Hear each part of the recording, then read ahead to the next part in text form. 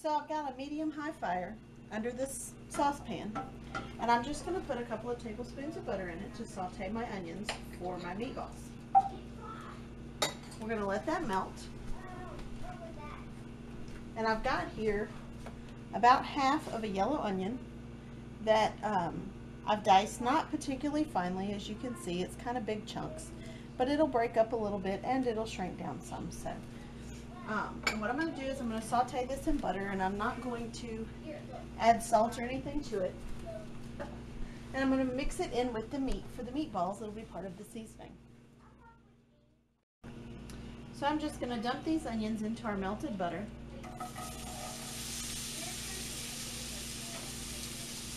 Then I've got my wooden spoon here. One of my favorite implements in my kitchen are my wooden spoons. We're just going to stir this around a little bit over a medium-high heat until they're sweated out a little bit. Kind of sauteed a little, but not particularly brown. We don't want them particularly brown, though that would be a good flavor in the meatballs as well. Okay, so today we're going to make stuffed meatballs, and this is one of my very favorite things to make because it includes everything you see here. Some lovely sauteed onions, some lovely array of spices and breadcrumbs, egg, and cheese. It's one of my favorite things. Okay, so in the bowl today we have a mixture of ground turkey and ground beef. What we have is about 3 pounds of ground beef, and then we have 1 pound of ground turkey. I like this particular mixture. Other people will tell you the meatballs are best with ground pork, but in this house, pork is not allowed through the door because I'm very highly allergic and cannot touch the stuff. So, sorry, today we go with ground turkey and ground beef. Now, I have 2 eggs, and what I like to do right before I put them in the meat is just crack them into a bowl and give them just a little whir with the fork, kind of break up the yolk so that I don't have to worry about that ahead of time. Second egg goes in. Now to this egg and meat mixture, we're going to add all of our seasonings. First of all, we've got the onions that we did earlier.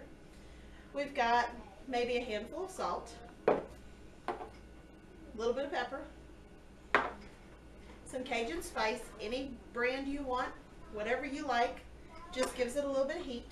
We've got ground cumin, which gives it a little bit of a smoky flavor. And then I've got a trio of Italian seasonings. You can find that in any local store. I'm just going to get the rest of this salt out of here and the rest of the onion out of the bowl. Now that onion, I included the butter that was in the pan, so it'll give it a little bit of a smooth flavor. Now what I've got here are some gluten-free breadcrumbs. Now if you don't have to eat gluten-free, then that's fine. Just use whatever breadcrumbs you like. Because you put the Italian seasoning in here, you don't need seasoned breadcrumbs. If you eat gluten-free, these are pretty good. If you don't want the breading at all, you can use rolled oats. You can use just the egg. You don't have to use anything at all. You can also crush up crackers if you want. There are a million different ways to do this. Make it your own. I'm going to use these gluten-free crumbs because I found them on a really good sale, and I was excited because I like a good sale. Now, I'm going to take off my watch and my bracelet that my daughter made because, well, you know, hands in raw meat, gross. And then I'm just going to get in this bowl that already looks really good, and I'm going to mix it up. You don't want to over mix your meat. You want to be real gentle with it, otherwise you'll have really stiff and not so tasty meatballs.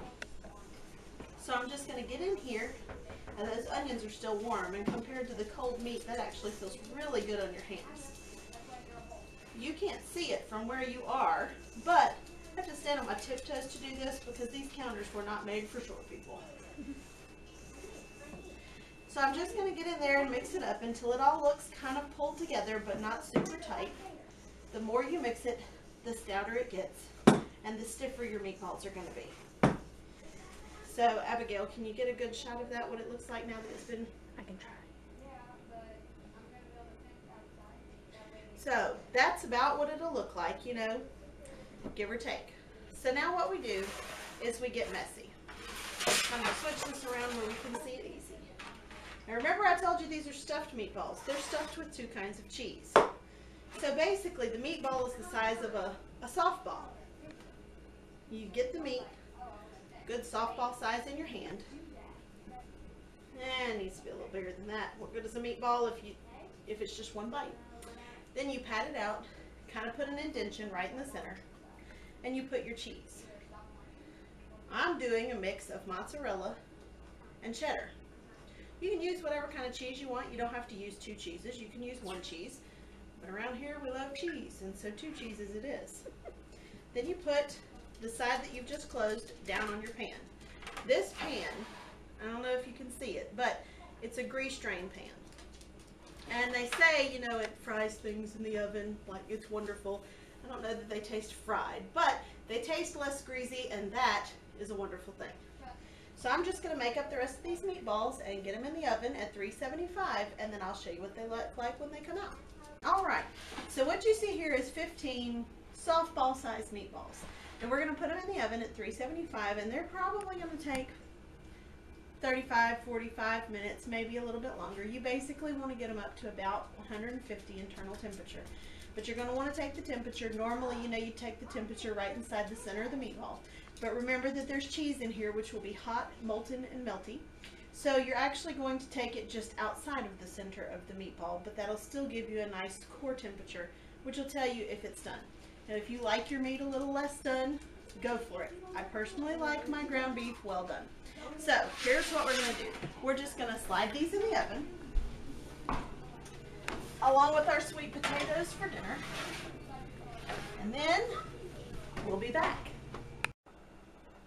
Alright, so here you have it, 15 well done beef and turkey meatballs.